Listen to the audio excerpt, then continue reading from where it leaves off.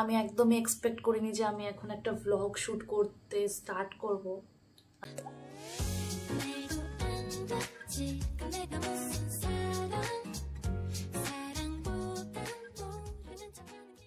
তোমরা হয়তো জানো কি জানো না, তবুও আমি বলে দিচ্ছি যে আমি 2024-এ ওয়েস্ট বেঙ্গলের এনএম নার্সিংয়ে চান্স পেয়েছি, আর আমার হসপিটালও সিলেক্ট হয়ে গেছে। সেটা হচ্ছে জঙ্গিপুর এসডি হসপিটাল।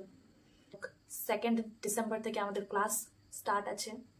সেই দিন ফার্স্ট দিন কোথায় গার্জেন মিটিং হবে, তারপর থেকে ক্লাস স্টার্ট হয়ে যাবে।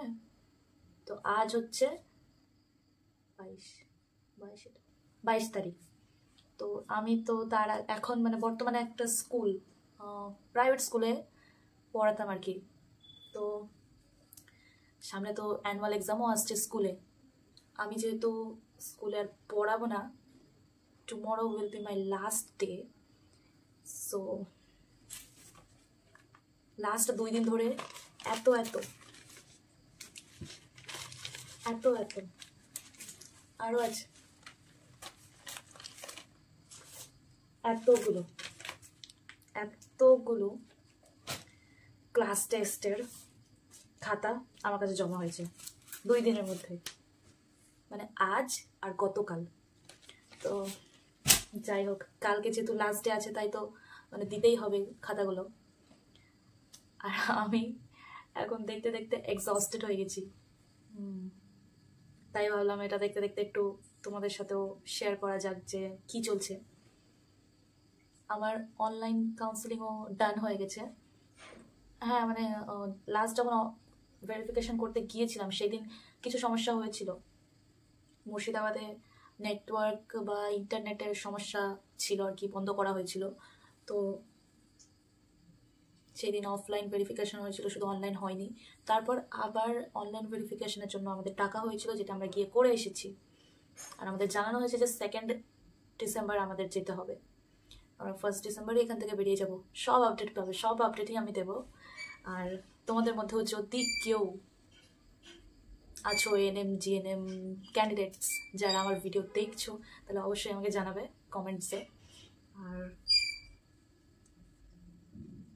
এখন খাতাগুলো তো দেখতেই হবে, কিছু করার নেই। সো খাতাগুলো দেখতে দেখতেই আর কি আমার মাম্মি আমাকে ডেকে নিল। রাতের খাবার টাইম হয়ে গেছিলো, তাই জন্যই আমি আর কি রেডি হচ্ছি যাওয়ার জন্য বলতে। ওখানে গিয়ে দেখি মা তো আমাকে একটা টাস্ক দিয়েছে, আর এটা হচ্ছে টাস্ক যে দুধটা গরম হলে নামিয়ে নিতে।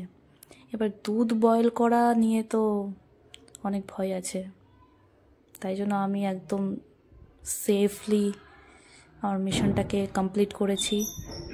তারপরে খাবারের উপর হামলা দেওয়া শুরু করলাম।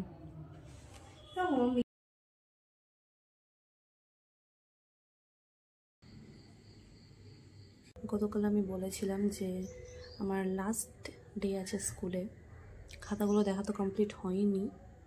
যাই হোক, আর আজকে ফাইনালি আমি রেডি আছি। অনেকগুলো ইমোশন, মেমোরিজ সব কিছুই আছে।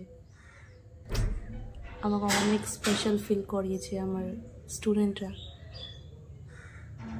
আমাকে অনেক স্পেশাল ফিল করিয়েছে, আমি বলতে পারবো না। আর এইটাই, চলো দেখা যাক কি হচ্ছে আজকে।